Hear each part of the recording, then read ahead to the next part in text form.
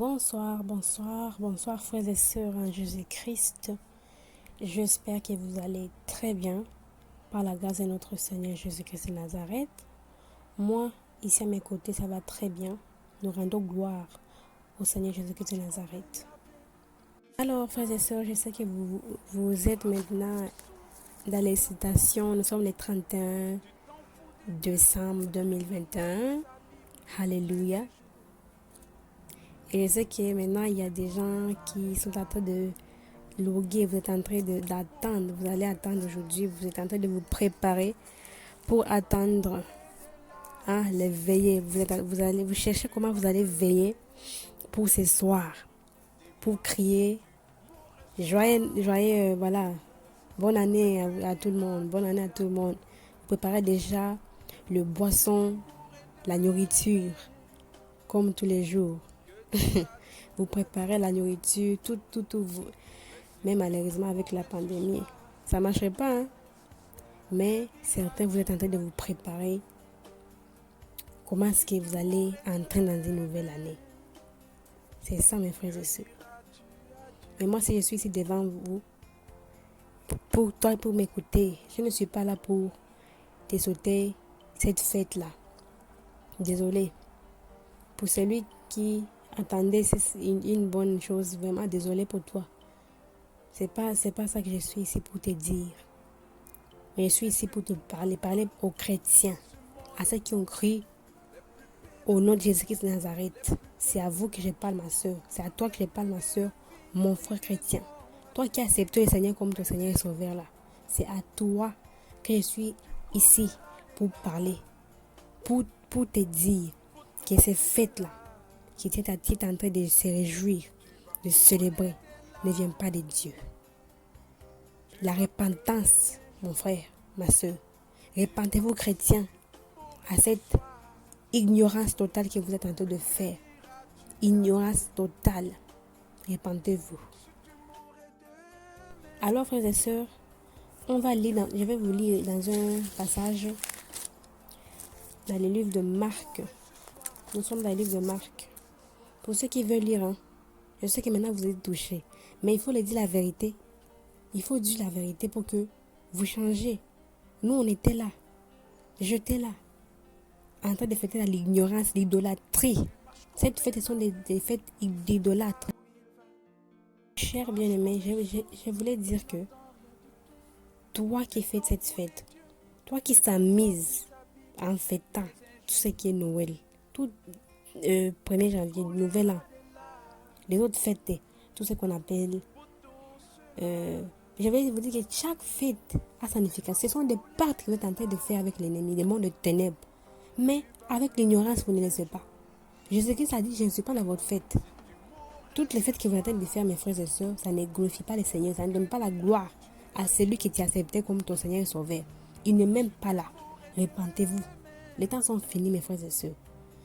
Ne mourrez pas dans ces choses. C'est une fête, vous êtes en train de donc faire l'idolâtrie inconscient. Inconsciemment, vous êtes en train de faire, donc, adorer d'autres dieux païens sans le savoir. Mes frères et sœurs, sortez de l'ignorance, sortez de l'ignorance, sortez de l'ignorance.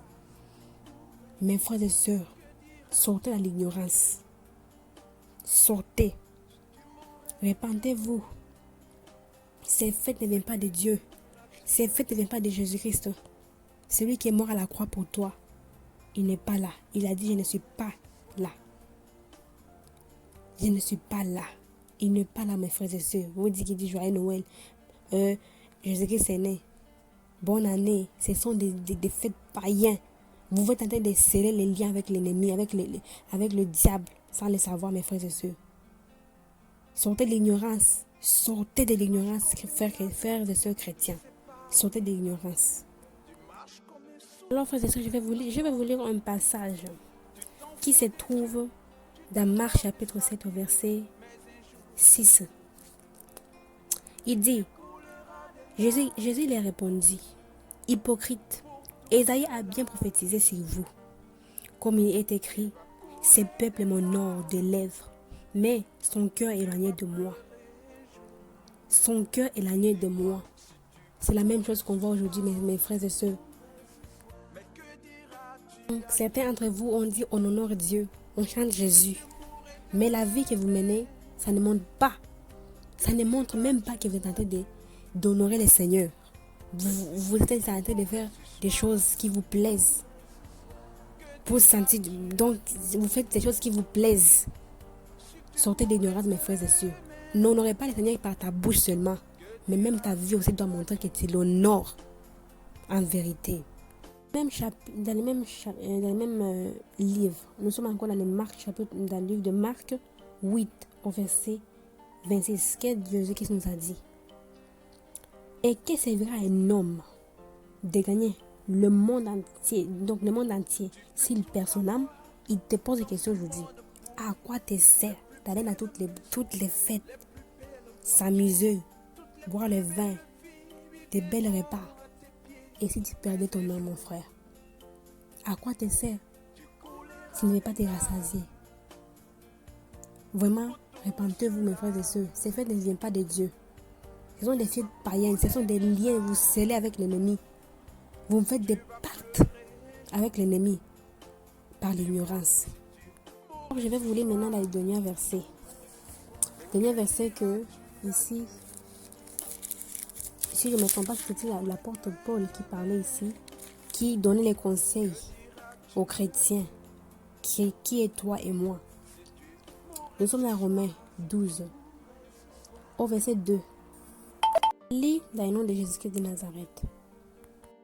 Alors la parole de Dieu nous dit, ne vous conformez pas au monde actuel, mais soyez transformés par le renouvellement de l'intelligence, afin de discerner quelle est la volonté de Dieu, ce qui est bon et agréable et parfait. Il dit de ne pas vous conformer au monde actuel. Ce n'est pas toutes les fêtes, toutes choses que les païens font, tout ce qu'ils vont faire. Ne te conforme pas au monde actuel. Qu'est-ce qu'il nous dit après? Mais soyez transformés par le renouvellement de l'intelligence. Vous devez bien penser. C'est pourquoi la Bible, le Seigneur avait dit soyez vigilants, très vigilants, par l'intelligence. En fait, maintenant c'est la raison. En fait, c'est comme pour que, en fait de discerner quelle est la volonté de Dieu. Il faut discerner quelle est la volonté de Dieu. Il dit ce qui est bon,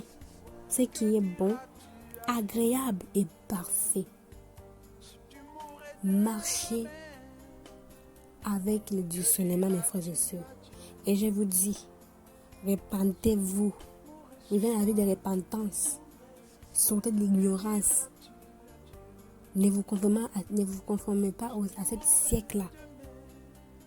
Car c'est une génération perverse et adultère, cette génération que nous sommes. Une génération qui ne connaît vraiment, frères et sœurs, repentez-vous. C'est ça le message que je suis venu vous dire. Les temps sont finis, repentez-vous.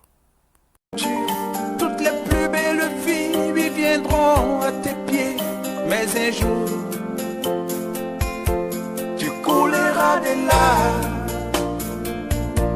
pour tout cela. Tu vas couler de larmes.